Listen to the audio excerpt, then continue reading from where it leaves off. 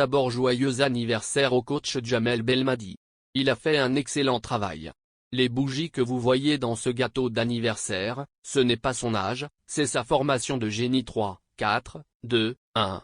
On va analyser cette formation et digérer quelques actions du match. Dans ce match, l'Algérie a joué en formation 3, 4, 2, 1 et le Cameroun en 4, 4, 2. En attaque, l'Algérie est passée au 3, 4, 3 et en défense elle a basculé entre le 5, 2, 3 et le 5, 3, 2 avec le retour de deux milieux défensifs. Il jouait une défense très organisée avec une combinaison de milieux de terrain défensif et offensif plus un défenseur central. Quand Aboubacar et Ekambi ont avancé, ils ont utilisé 5 joueurs. Dans l'autre aile, ils n'en ont utilisé que 3. Lorsque le Cameroun passe en 4, 3, 3, l'Algérie passe en 3, 4, 3 et lorsqu'il utilise le 3, 3, 4, la défense passe en 5, 4, 1. Ils avaient toujours 3 joueurs encerclant Aboubacar et Ekambi, quand l'un avançait en aile et l'autre au milieu. Ils ont été arrêtés avant la surface de réparation. Et quand un attaquant supplémentaire a émergé, les milieux de terrain ont poussé avec 3 et l'arrière droit avançait également. De l'autre aile, ils avaient l'avant-centre aidant à la couverture. Lorsque le Cameroun a attaqué depuis les ailes, l'Algérie a utilisé tous ses milieux de terrain et latéraux. Et quand ils ont attaqué avec 4 joueurs au milieu, la défense algérienne a utilisé l'aide de l'avant-centre. L'attaque algérienne était très simple, l'avant-centre était l'homme de pointe et toutes les longues balles de l'arrière étaient dirigées vers lui depuis plusieurs directions. Dans d'autres attaques avec des milieux de terrain offensifs et l'avant-centre, la défense avançait également mais ne dépassait pas le milieu du terrain. 2 milieux de terrain offensifs ont été utilisés occasionnellement pour aider l'attaque. Ils changeaient également de position au fur et à mesure que les joueurs avançaient et nous avons vu les défenseurs arrière jouer le rôle de milieu de terrain. Regardons maintenant quelques actions du match pour mieux comprendre. Regardez ici cette formation défensive de 5, 3, 2 dont nous avons parlé précédemment, et comment ils ont défendu l'aile, et comment ils ont gardé l'attaquant après la passe. Bien qu'il ait reçu le ballon d'une passe courte, il n'avait pas d'espace pour manœuvrer ou un autre attaquant pour l'aider et est resté en dehors de la surface de réparation. Dans cette attaque algérienne, nous avons 4 attaquants et 3 milieux de terrain contre 4 joueurs camerounais au milieu de terrain et 4 juste à l'extérieur des 18 mètres. Et après une longue passe du milieu vers l'avant-centre, on voit immédiatement une passe rapide vers l'aile gauche mais aucun des joueurs algériens ne fonce vers l'avant, ils restent tous à leur place respective, par précaution si le ballon est perdu, sauf pour l'avant-centre, il a rapidement couru entre 2 défenseurs. Après que l'ailier gauche ait reçu la passe et en effet une autre longue au fond de la surface de réparation, mais la passe était très longue et l'avant-centre n'a pas pu contrôler complètement le ballon. Passons à une autre attaque camerounaise. Nous revoici avec 5 défenseurs algériens et le Cameroun en 4, 3, 3. Cette fois l'attaquant est à l'intérieur de la surface de réparation et malgré tous ses dribbles, il avait trop de défenseurs à vaincre et son tir est sorti.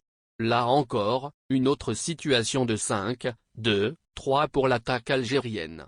Le jeu était extrêmement intelligent, l'attaquant revient en faisant une passe en retrait au milieu de terrain pour attirer et distraire la défense.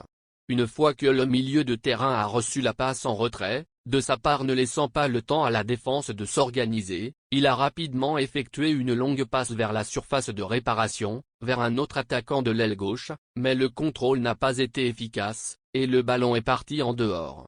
Dans cette attaque dangereuse de l'aile droite ici, nous sommes à nouveau en formation 5, 3, 2.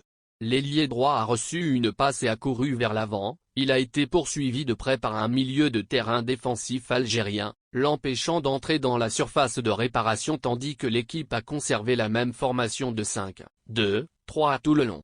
La distribution de l'attaquant est passée au deuxième poteau et aucun de ses coéquipiers n'était là pour intercepter le ballon, car la couverture était extrêmement serrée et aucun espace n'était autorisé et laissé, et nous ne voyons que 2 attaquants camerounais dans la zone entourée de 5 défenseurs algériens.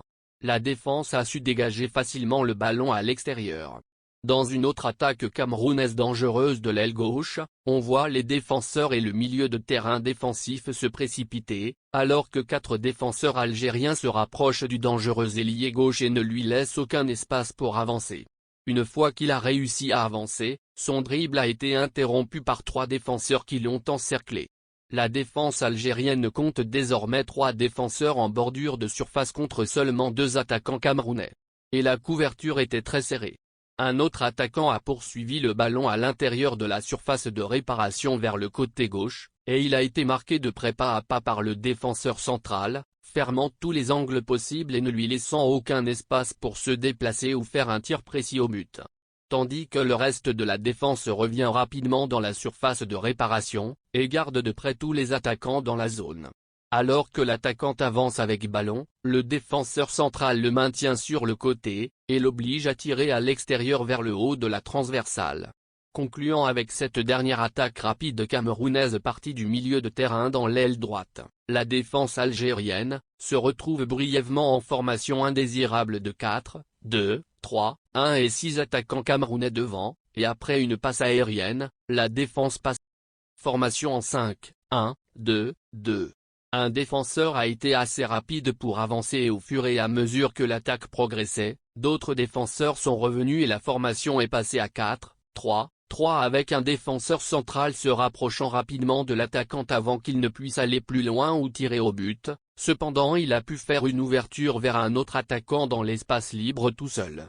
Les défenseurs algériens étaient très loin de lui et cela est dû à la perte d'organisation défensive, lors du passage en 4, 2, 3, 1 qui s'est produit. L'attaquant a eu plus de temps pour contrôler le ballon, et tirer au but car les défenseurs sont encore loin et l'espace libre n'a pas été fermé. Heureusement pour l'Algérie cette action était hors jeu. Merci de nous rejoindre à nouveau dans une autre vidéo d'analyse de l'équipe d'Algérie. N'oubliez pas de regarder nos autres vidéos et de vous abonner à la chaîne.